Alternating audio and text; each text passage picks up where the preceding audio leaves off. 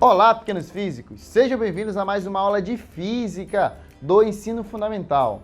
Na aula de hoje, nós falaremos a respeito da massa, da inércia, do que são forças, o que são forças em direções opostas, em sentidos opostos e no mesmo sentido.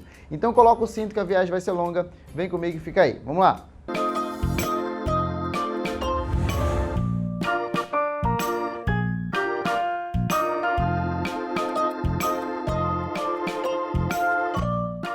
Vocês sabiam que em Titã, uma das luas de Saturno, a atmosfera ela é tão densa, mas tão densa, e a gravidade é tão baixa, mas tão baixa, que um ser humano seria capaz de voar como um pássaro se ele conseguisse produzir asas falsas. Mas que forças são essas que são capazes de fazer o ser humano voar? Vamos comigo que eu vou te ensinar na aula de hoje, tá bom? Então presta atenção aqui na aula de hoje. Gente, massa e inércia. Você sabe o que é a massa de um corpo? Qual é a sua massa? Qual é a massa do seu caderno, por exemplo? Qual é a unidade que você usa para expressar massa? Bom, a massa, pessoal, ela nada mais é do que a quantidade de matéria de um corpo, tá bom? E no sistema internacional, nós utilizamos o quilograma para colocarmos a unidade de massa, tá bom? Então, às vezes você vai lá na balança e mede a sua massa e ela diz que você tem 50 quilogramas, 80 quilogramas, 70 quilogramas. Então, essa massa é a quantidade de matéria que o corpo tem, a quantidade de átomos lá que o corpo tem. Já a inércia, ela é um conceito um pouco mais abrangente, tá? A inércia é a tendência que um corpo possui de se manter no seu estado inicial de repouso ou de movimento. Por exemplo, será que é mais fácil tu colocar em movimento um caminhão ou uma bicicleta, hein? Obviamente é mais fácil tu colocar em movimento a bicicleta, porque ela tem menos inércia. O caminhão, ele tem muita inércia. E aí, o aluno entende que inércia está diretamente relacionada com a massa de um corpo, tá bom? Mas conceitualmente elas são diferentes, tá? Massa, quantidade de matéria, inércia, tendência do corpo continuar naquele seu estado de movimento, beleza? Agora vem o conceito de força. Você sabe o que é uma força? Me dá uma forcinha aí. Faz uma força no seu colega. Ei, cara, calma, não é para tu bater nele, não.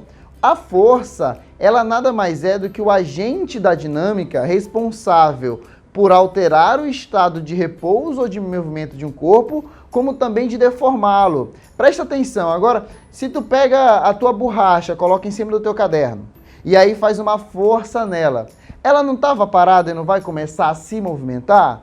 Mas quem foi que mudou esse estado de movimento da borracha? Foi você, foi a força que você fez. Mas, professor Kelvin, o que é força? Galera, força nada mais é do que a interação entre dois ou mais corpos. Interação, tá? Então, o fato de dois corpos interagirem, já existe ali uma força, pessoal. Então, quando você encosta na borracha para ela se movimentar, ali houve uma interação entre você e a borracha, dois corpos. Essa interação, ela pode acontecer com um contato ou sem contato. Muitas das vezes você vai pegar, por exemplo, a sua borracha e vai soltar. Você vai subir até uma altura e soltar. Mas o que vai acontecer com ela? Ah, professor Kelvin, ela vai cair. Por quê? Por conta da força da gravidade. Mas a Terra não precisou encostar na borracha, não é verdade? Essa força aconteceu à distância. Gente, quando nós formos expressar forças, a unidade que nós utilizaremos para força será o Newton, tá bom? E toda vez que nós formos simbolizar a força, nós vamos utilizar a letra F. F de força, tudo bem? Beleza, tá? Ó, pessoal, existem dois grupos das forças, tá bom? Existem as forças que agem a contato e existem as forças que agem a campo. Então, nós temos o grupo das forças de contato e as forças de campo. As forças de contato, elas têm a necessidade de que haja contato entre os corpos. Já a força de campo, ela não precisa necessariamente que haja contato entre esses dois corpos. Por exemplo, você encostou na borracha, força de contato. Você precisou encostar na borracha para ela se movimentar. Mas se você soltar a borracha de uma certa altura, a força da gravidade não precisa encostar na borracha para poder se movimentar, ou seja, a terra não precisa encostar na borracha para que haja a força, a interação entre elas. Existem alguns exemplos de força de contato, turmas.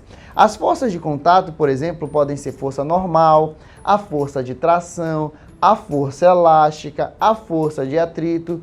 Todas essas forças exigem que haja o contato. Por exemplo, a força elástica, é necessário que haja o contato entre o corpo e uma mola e um elástico. Já as forças de campo, alguns exemplos são a força peso, a força magnética, a força elétrica. Olha só, para que haja a interação entre terra e borracha, não é necessário que os dois se encostem para que mude o estado de movimento. Entendeu, então, o que são forças de contato e o que são forças de campo? Então, vamos falar de algumas forças. Por exemplo, a força peso. Gente, nós simbolizaremos a força peso com a letra P, tá? De peso. A força peso, ela é uma força de campo, onde a atuação acontece à distância. A interação entre dois ou mais corpos vai acontecer, por exemplo, entre a Terra e uma pessoa. Ó, eu tenho dois corpos, a Terra e a pessoa. A Terra atrai a pessoa, e isso nós chamamos de força-peso, tá bom? Como é que nós calculamos o peso, professor Kelvin? O peso sempre será calculado pelo produto da massa do corpo, ó, já falamos de massa, né? Vezes a aceleração da gravidade, que nós vamos simbolizar pela letra G. Gente, a gravidade, ela é uma aceleração, cujos corpos próximos à superfície terrestre estão sujeitos à mesma, tá bom? Então, na Terra, os corpos próximos à superfície estão sujeitos a uma aceleração de aproximadamente 10 metros por segundo ao quadrado. Nós já falamos de aceleração aqui, nós já falamos, turma? A aceleração mostra como que a velocidade de um corpo muda ao longo do tempo. Então, um corpo que tem uma aceleração de 10 metros por segundo ao quadrado vai ter a sua velocidade mudando ao longo do tempo. Então, se você quiser calcular o peso de uma pessoa na Terra, basta você multiplicar a massa dela pela aceleração da gravidade. Exemplo, imagina um corpo que tem 10 kg de massa. Aqui na Terra, ele vai ter um peso de 100 newtons, que é a unidade de força, tá bom? Então, peso, massa vezes gravidade. A pessoa tem massa 10 quilos, a gravidade na Terra vale 10. 10 vezes 10 vai dar 100 newtons. Viu como é fácil? Viu como é tranquilo calcular o peso? Lembrando, pessoal, que o peso em cada superfície terrestre é diferente, tá bom? Porque cada corpo celeste tem uma aceleração da gravidade diferente. Aqui na Terra é 10, na Lua é um outro valor, em Júpiter é outro valor, em Saturno é outro valor, em um outro cometa é um valor diferente, no Sol é um valor diferente. Portanto, o peso vai depender não só da massa, mas da aceleração da gravidade naquele corpo. Tudo bem? Professor Kelvin, tudo bem. Eu entendi que a força é a interação entre corpos, que ela vai mudar o estado de movimento daquele corpo. Mas eu posso ter mais de uma força atuando em um único corpo? Pode sim, aluno atento. Presta atenção. Para isso, nós chamaremos o diagrama de força, tá, pessoal? Quando nós temos mais de uma força atuando no corpo, então nós temos que montar o diagrama de forças, que nada mais é do que desenhar as forças que estão atuando naquele corpo, tá, pessoal? Então, olha só. Quando eu tenho mais de uma força atuando no corpo, eu vou usar os vetores para representar a direção e o sentido daquela força. Como num cabo de guerra, por exemplo, onde eu tenho pessoas puxando o cabo para a direita, pessoas puxando o cabo para a esquerda, e quem que vai ganhar nesse cabo de guerra?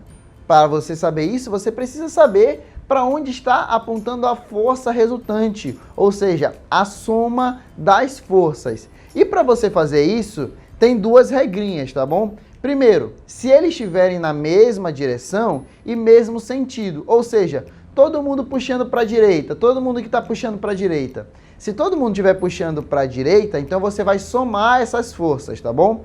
A mesma maneira, se todo mundo estiver puxando para a esquerda, você vai somar todo mundo que está puxando para a esquerda, tá bom? Agora, se você tiver pessoas puxando para a direita e pessoas puxando para a esquerda ao mesmo tempo, você tem que subtrair essas duas forças, tudo bem? Então, olha só, se as forças estiverem na mesma direção, só que em sentidos opostos, você precisa subtrair essas forças, tá bom? Então, diagrama de força vai servir para que você calcule qual é o valor da força resultante. Tranquilo? Vamos lá. No exemplo que eu trouxe para vocês aqui, ó, nós vamos calcular quanto é que vale a força resultante, tá bom? Então, nós temos aqui um bloco onde eu tenho 5 forças atuando nele. Eu tenho a força 1, a força 2, a força 3, a força 4 e a força 5, tá bom? E eu tenho os valores de cada uma dessas forças. A força 1, por exemplo, vale 5 newtons. A força 2, por exemplo, vale 20. A força 3 vale 3 newtons. A força 4 vale 10 e a força 5 vale 8 newtons. Professor Kelvin, como é que eu faço para encontrar o valor da força resultante? Você deve utilizar aquelas duas regrinhas que nós aprendemos hoje, hein? Ó, se nós tivermos forças na mesma direção e mesmo sentido, então você soma. Então, por exemplo, F1, F2 e F3, todos estão para a direita. Então, você vai somar 5 mais 20 mais 3, que vai dar 28, tá bom? A força F4 e a força F5, todas estão para a esquerda. Então, você vai somar F4 e F5. Aí, você vai ter 10 mais 8, 18 newtons. Agora, você tem a resultante das forças para a direita e a resultante das forças para a esquerda. Então, tu tem força para a esquerda, força para a direita, né? Força para a direita, força para a esquerda. Você deve subtrair esses valores. Então, vai ficar força para a direita 28, menos força para a esquerda 18. A resultante entre as forças vai dar 10 newtons. Viu como é fácil? Viu como é tranquilo calcular força? Viu como é tranquilo o que é massa, o que é inércia? Então, até a nossa próxima aula, turma. Valeu, tchau!